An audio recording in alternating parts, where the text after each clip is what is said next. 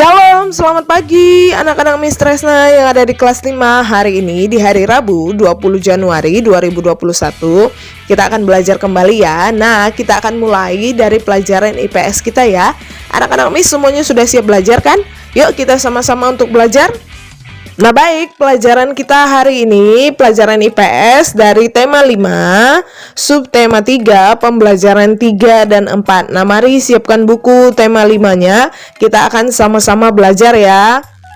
Nah yang kita bahas di dalam pelajaran IPS kita hari ini adalah pengaruh letak geografis Indonesia terhadap kehidupan sosial budaya masyarakat. Nah coba perhatikan peta wilayah Indonesia berikut ini. Ya, masih ingatkah kamu letak geografis dan letak astronomis Indonesia?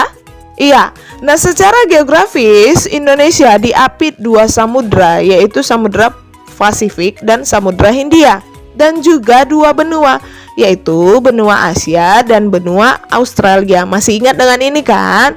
Nah, perhatikan dulu peta berikut ini. Nah, Indonesia ada di tengah, dan Indonesia itu diapit benua Asia dan benua Australia dan Samudra Hindia dan Samudra Pasifik dengan posisi silang seperti ini ya. Nah, Indonesia itu berada di tengah. Jadi yang mengapitnya ada di pinggir-pinggirannya. Oke, bisa diperhatikan? Ya. Nah, berada persilangan dua benua dan dua samudra. Indonesia ini berada di persilangan atau di tengah-tengahnya dua benua dan dua samudra ini ya. Bisa kamu lihat. Nah, letak yang sangat strategis ini memberikan pengaruh sosial budaya yang besar terhadap kehidupan masyarakat di Indonesia. Wah, kira-kira apa ya?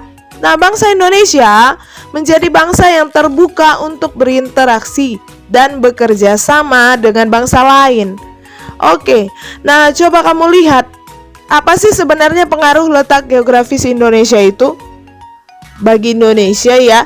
Nah, pengaruhnya sebenarnya ada pengaruh positif dan tentunya ada pengaruh negatifnya. Nah, pengaruh positifnya dulu kita bahas.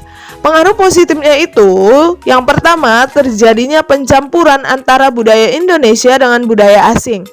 Hal ini membuat budaya Indonesia semakin beragam ya. Oke, bisa ya dipahami dengan masuknya budaya-budaya asing ke Indonesia membuat budaya Indonesia itu semakin beragam. Tapi kalau disikapi secara positif ya, bisa dimengerti seperti budaya-budaya yang masuk ke Indonesia. Iya, pengaruh positif yang kedua adalah memudahkan Indonesia menjalin hubungan dengan bangsa lain. Nah, kalau tadi sudah kita lihat posisi silang Indonesia itu, maka memudahkan Indonesia untuk mengakses hubungan dengan bangsa lain. Nah, kalau tadi pengaruh positifnya, sekarang kita lihat pengaruh negatif dari letak geografis Indonesia ini. Yang pertama, banyak budaya daerah yang tersingkirkan karena masuknya budaya asing.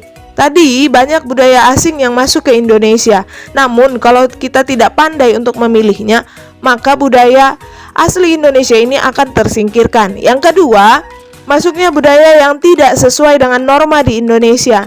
Nah, pengaruh-pengaruh negatif ini jika kita pandai untuk memilah-milahnya, untuk mengantisipasinya, maka kebudayaan asli Indonesia ini tidak akan hilang dan tidak akan bisa merusak budaya asli ini. Nah, coba kamu lihat peta berikut ini ya. Nah, sejak dahulu kala Indonesia atau perairan di Indonesia ini tidak pernah sepi, khususnya oleh kapal-kapal yang membawa komoditas perdagangan dari satu negara ke negara lain. Nah, coba kamu lihat petanya ya. Ya. Nah, Indonesia ini merupakan negara maritim dan juga negara agraris. Apa itu negara maritim? Apa yang dimaksud Indonesia ini sebagai negara maritim? Kira-kira apa ya? Masih ingat dengan pelajaran sebelumnya? Mengapa Indonesia disebut negara maritim? Dan juga mengapa Indonesia disebut sebagai negara agraris? Ayo coba diingat kembali anak-anak Miss. Oke, nah mari perhatikan penjelasan berikut ini. Mengapa Indonesia itu disebut negara maritim?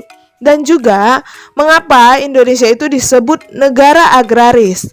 Nah, kalau Indonesia disebut sebagai negara maritim, Karena Indonesia itu memiliki potensi maritim. Apa itu kira-kira potensi maritimnya ya, Miss?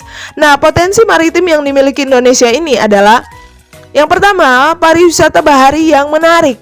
Yang kedua, minyak bumi yang melimpah. Yang ketiga, sumber daya laut yang beraneka ragam. Seperti apa sumber daya laut Indonesia itu? Nah, seperti sumber makanan laut, udang, ikan tuna, dan juga rumput laut. Nah, inilah yang membuat Indonesia itu sebagai negara maritim. Karena potensi maritim yang dimiliki Indonesia itu sangat banyak, sangat luas. Nah, yang kedua, Indonesia ini disebut sebagai negara agraris karena memiliki potensi agraris yang sangat banyak. Potensi agraris itu apa?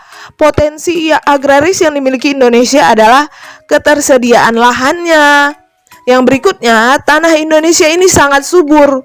Sehingga ada lagu yang berkata, tongkat kayu menjadi tanaman ya.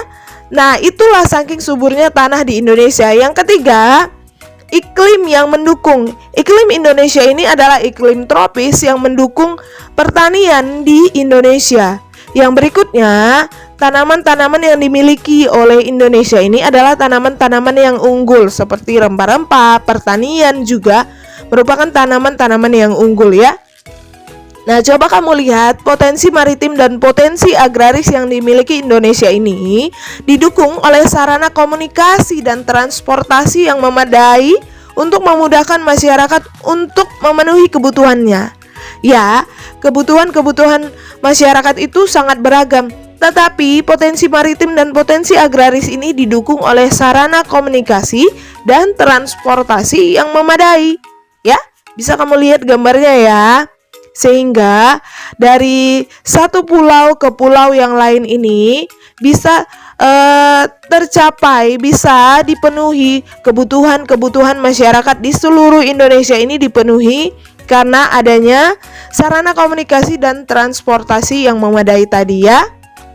Nah, apabila sarana komunikasi dan transportasi memadai, maka potensi maritim dan potensi agraris Indonesia dapat ditingkatkan.